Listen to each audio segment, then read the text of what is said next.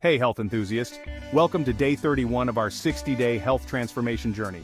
Today, we're showing you how to create a home gym on a budget. First up, resistance bands. They are affordable, versatile, and take up minimal space. Perfect for strength training and can be used for a variety of exercises. Invest in a pair of adjustable dumbbells. They save space and money by allowing you to change the weight easily, catering to different exercises and fitness levels. A quality yoga mat is essential. It's great for stretching, yoga, and bodyweight exercises. Plus, it provides a comfortable surface for floor workouts.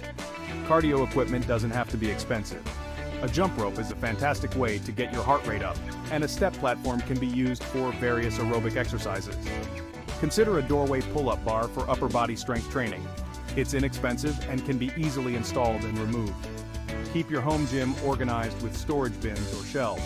This helps maximize your space and keeps your workout area tidy. Creating a home gym on a budget is totally achievable. With a few key pieces of equipment, you can have a versatile and effective workout space at home. Thanks for joining me on day 31. Stay tuned for tomorrow's video where we'll explore the benefits of mindfulness and meditation. Happy training and stay fit.